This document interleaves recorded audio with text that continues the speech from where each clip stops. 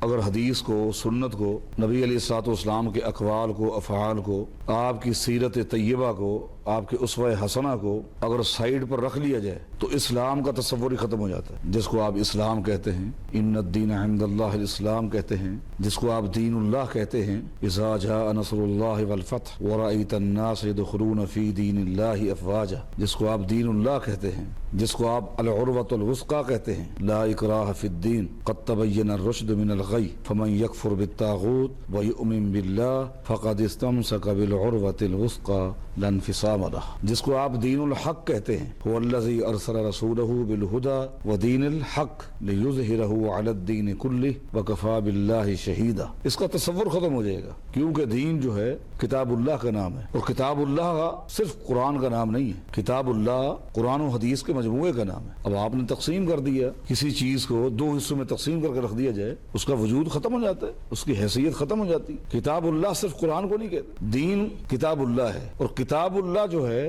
یہ قرآن اور حدیث کے مجموعے کا نام ہے۔ اس کی میرے پاس کیا دلیل ہے؟ دلائل ہے، قرآن سے بھی اور حدیث سے بھی۔ اللہ تعالیٰ کا فرمان ہے، ان عدت الشہور عند اللہ 12 شہرا فی کتاب اللہ۔ اللہ تعالیٰ فرماتا ہے کہ کتاب اللہ میں سال کے مہینوں کی تعداد 12 ہیں، 12 مہینے ہیں کتاب اللہ میں۔ کتاب اللہ کا معنی اگر قرآن کرتے ہو تو سال کے 12 مہینے قرآن کریم میں کہاں ہیں؟ دکھلاؤ۔ کتاب اللہ میں 12 مہینے ہیں۔ اگر کتاب اللہ کا معنی صرف قرآن ہے، قرآن کریم میں رمضان کا مہینہ تو آ گیا، شہر رمضان الذی انزل فیہ القرآن، شعبان کہاں ہیں؟ شوال کہاں ہیں؟ ذوالقعدہ، ذوالحجہ، محرم، صفر۔ یہ آیت کہتی ہے کہ کتاب اللہ میں 12 مہینے ہیں، وہ 12 مہینے میں ملتے نہیں ہیں۔ ہاں اگر قرآن کے ساتھ حدیث کو ملائیں گے یہ 12 مہینے مل جائیں گے آپ کو۔ اور قرآن کریم نے آگے کیا کہا؟ منہا اربعۃ حرم، کتاب اللہ میں 4 مہینے ہیں جو حرمت والے ہیں، 4 مہینے حرمت والے ہیں، عصمت والے ہیں۔ خاص طور پر فرمایا کہ ان مہینوں میں ظلم نہیں کرنا، کوئی زیادتی تو ویسے زیادتی ہے، لیکن کچھ مہینوں کو شرف حاصل ہے، کچھ مقامات کو شرف حاصل ہے۔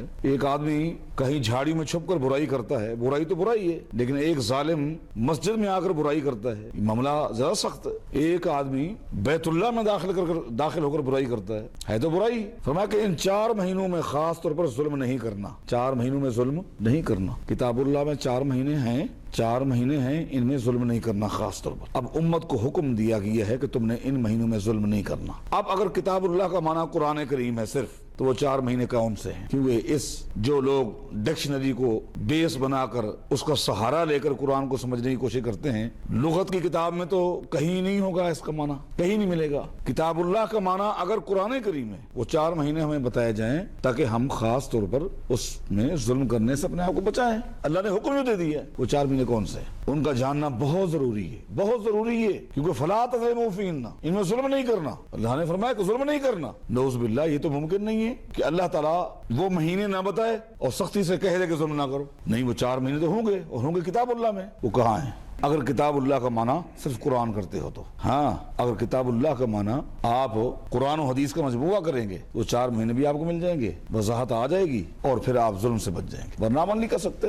دنیا کا کوئی شخص، چاہے اس کی مادری زبان عربی کیوں نہ ہو، عربی لغت پر اس کو کتنا ہی مہارت کیوں نہ ہو، وہ نبی علیہ السلام کی حدیث کو سائڈ پر رکھ کر اس آیت پر عمل کر کے دکھلا دے۔ اگر وہ شخص کہتا ہے کہ تاریخ کے اندر وہ 4 مہینے ہیں، تو میں اس ظالم سے پوچھتا ہوں، آپ نے تو دین قرآن کو سمجھا، آپ نے حدیث کو چھوڑ دیا۔ لعنت ہے ایسے عقیدے پر کہ میرے پیغمبر کی حدیث کو تو چھوڑا جائے اور تاریخ کو حیثیت دی جائے، تاریخ کو حیثیت دی جائے۔ آپ نے جب کہہ دیا کہ صرف قرآن دین ہے، قرآن کے علاوہ کوئی چیز دین میں نہیں۔ ہاں قرآن کو سمجھنا ہے حالات کے مطابق، قرآن کو سمجھنا ہے مرکز و ملت کے ذریعے۔ آپ سمجھیں، آپ مجھے بتائیں کہ 4 مہینے کون سے ہیں؟ تو میں عرض کر رہا تھا، دین اسلام کتاب اللہ کتاب اللہ کو کہتے ہیں، اور کتاب اللہ قرآن و حدیث کے مجموعے کا نام ہے۔ میں نے ایک دلیل آپ کو قرآن کریم سے دی، دلائل بہت سارے ہیں۔